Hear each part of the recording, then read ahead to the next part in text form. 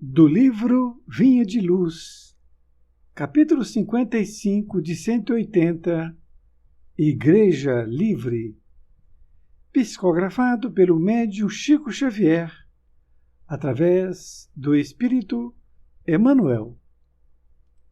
55 de 180, Igreja Livre. Mas a Jerusalém que é de cima é livre, a qual é mãe de todos nós. Paulo, Gálatas 4:26. O exame isolado deste versículo sugere um tema de infinita grandeza para os discípulos religiosos do cristianismo. A palavra do apóstolo aos gentios recorda-nos a Igreja liberta do Cristo, não na esfera estreita dos homens, mas no ilimitado pensamento divino. O espírito orgulhoso e sectário, há tanto tempo dominante nas atividades da fé, encontra na afirmativa de Paulo de Tarso um antídoto para as suas venenosas preocupações. Em todas as épocas, têm vivido na terra os nobres excomungados, os incompreendidos valorosos e os caluniados sublimes. Passaram nos círculos das criaturas, qual acontece ainda hoje, perseguidos e desprezados, entre o sarcasmo e a indiferença. Por vezes, sofrem o degredo social por não se aviltarem ante as explorações delituosas do fanatismo. Em outras ocasiões, são categorizados à conta de ateus pelas suas ideias mal interpretadas. É que, de quando em quando, rajadas de ódios e dúvidas sopram nas igrejas desprevenidas da terra. Os crentes ouvidam o não julgueis e confiam-se a lutas angustiosas. Semelhantes atritos, contudo, não alteram a consciência tranquila dos anatematizados que se sentem sob a tutela do divino poder. Instintivamente, reconhecem que, além da esfera obscura da ação física, resplandece o templo soberano e invisível em que Jesus recolhe os servidores fiéis, sem deter-se na cor ou no feitio de suas vestimentas. Benfeitores e servos excomungados dos caminhos humanos, se tendes uma consciência sem mácula, não vos magoe a pedrada dos homens que se distanciam uns dos outros pelo separatismo infeliz. Há uma igreja augusta e livre na vida espiritual, que é acolhedora, mãe de todos nós. Emmanuel, Pedro Leopoldo, 25 de novembro de 1951. Querido amigo, querida amiga, aqui estamos com o capítulo Igreja Livre. Neste capítulo, que intitulado Igreja Livre, foi dado por Emmanuel. E ele utilizou esta passagem quando Paulo escreveu aos Gálatas. Ele diz que, mas a Jerusalém, que é de cima, é livre, a qual é mãe de todos nós. Paulo, então, estava se referindo a uma igreja livre que estava acima daquela que estava materializada. E Emmanuel começa a nos explicar esta questão dizendo que o exame isolado deste versículo sugere um tema de infinita grandeza para os discípulos religiosos do cristianismo. Ele diz que somente esse versículo já é um conteúdo muito grande, de uma grandeza para que nós, religiosos do cristianismo, possamos estudar. E diz ainda que a palavra do apóstolo aos gentios recorda-nos a igreja liberta do Cristo, não na esfera estreita dos homens, mas no ilimitado pensamento divino. Ele está dizendo que a igreja do Cristo, ela possui não essa condição estreita dos homens, dos religiosos que possam colocar o Cristo, mas no ilimitado pensamento divino. Por isto que nós temos que estudar o Evangelho e ver o pensamento de Cristo, que é o pensamento divino, fazer nossas próprias interpretações. Nesta outra parte, ele diz que o espírito orgulhoso e sectário, há tanto tempo dominante nas atividades da fé, encontra na afirmativa de Paulo de Tarso um antídoto para as suas venenosas preocupações. A palavra sectário significa intolerante e antídoto significa um combate aos efeitos do veneno, isto é um remédio para aquele veneno. Então nós podemos entender que o espírito orgulhoso e sectário, ou seja, aquele que é intolerante, que, como diz Emmanuel, prepondera dentro das igrejas, há tanto tempo dominante nas atividades da fé. Veja bem, há muito tempo. Encontra na afirmativa de Paulo de Tarso um antídoto para as suas venenosas preocupações. Isto é, esta passagem de Paulo, ela mostra claramente aquilo que acontecia e que acontece até hoje, que coloca-se Jesus de uma forma muito simples e que não atinge a parte da divindade. E aí o pensamento é manipulado, acima de tudo, é claro. Ele continua dizendo que em todas as épocas tem vivido na terra os nobres excomungados, os incompreendidos valorosos e os caluniados sublimes. Olha que interessante. Ele está dizendo que viveram diversas épocas nobres e excomungados. Isto é, pessoas que eram nobres e que foram excomungados pela igreja. Incompreendidos valorosos, isto é, pessoas que não foram compreendidas pela igreja, mas de grande valor. E outros que foram caluniados, mas sublimes no seu comportamento, nas suas palavras.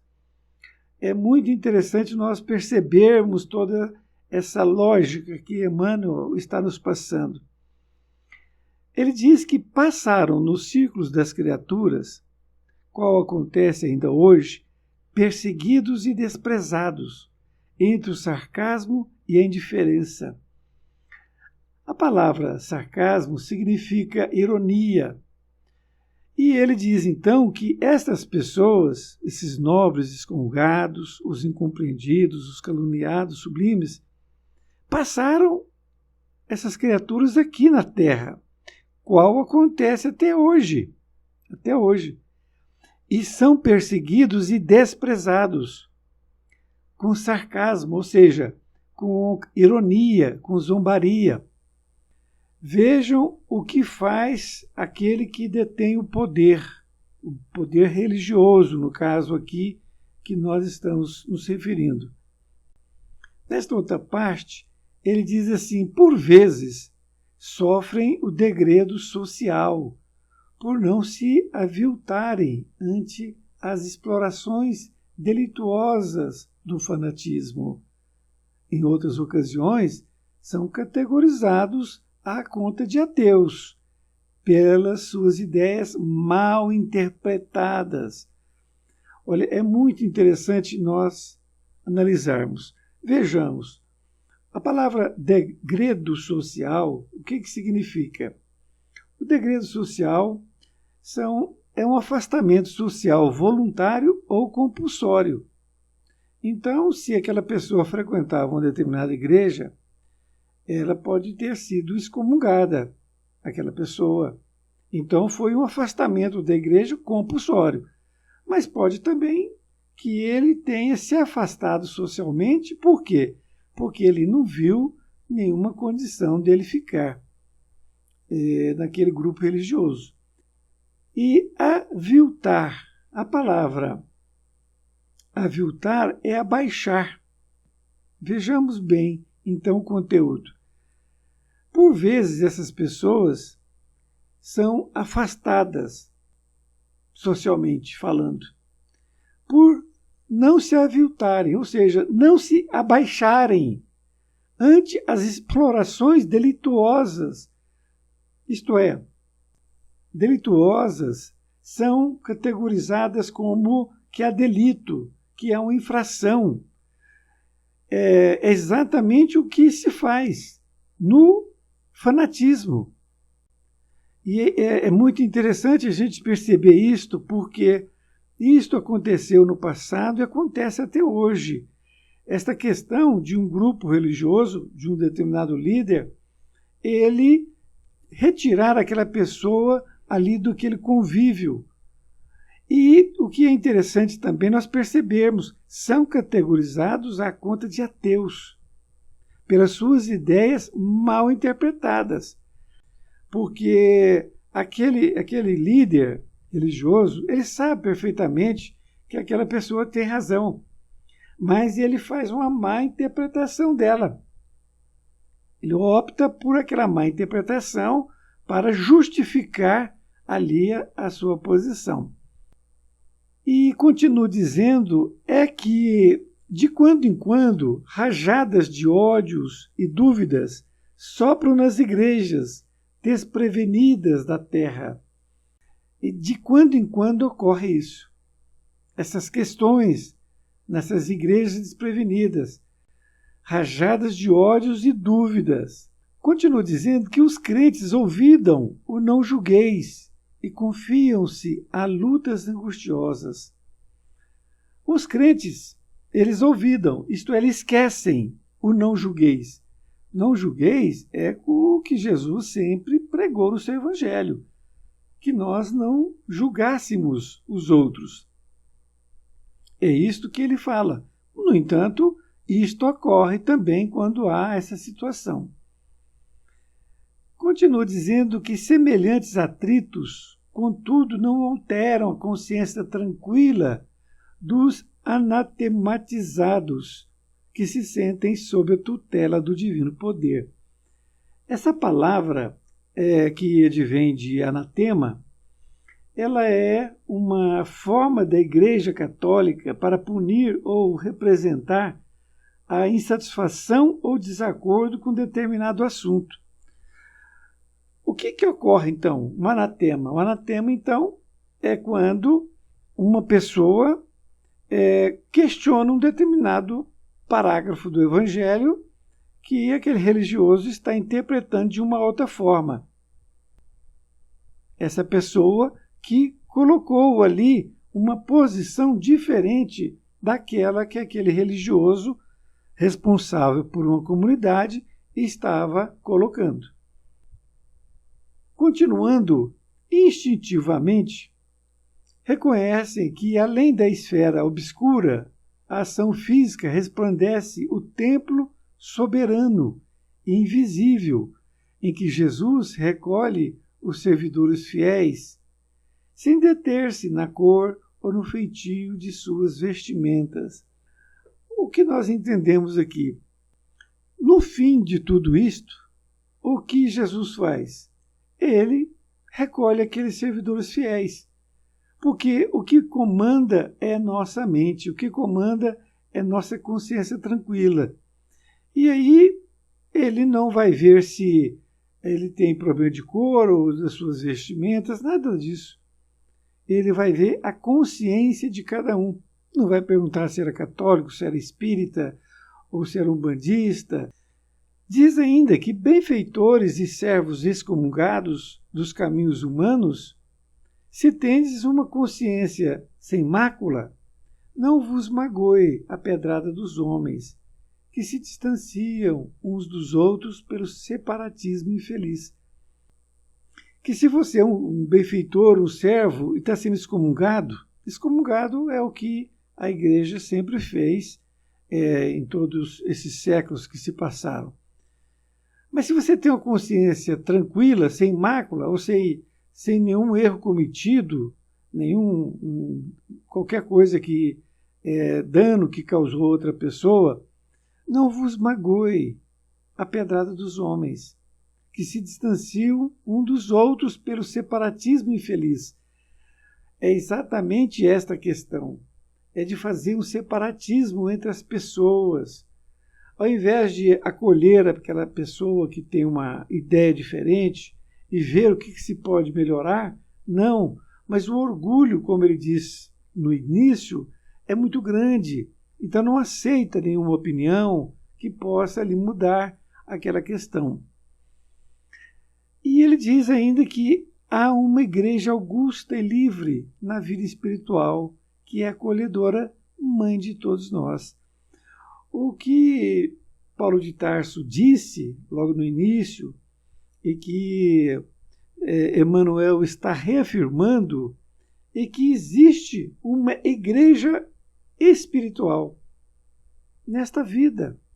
E que, por quê? Porque nesta igreja espiritual, como ele falou em Jerusalém de cima, ela é acolhedora de todos nós. É uma lição belíssima que Emmanuel coloca uma questão religiosa de interpretação do Evangelho de Jesus.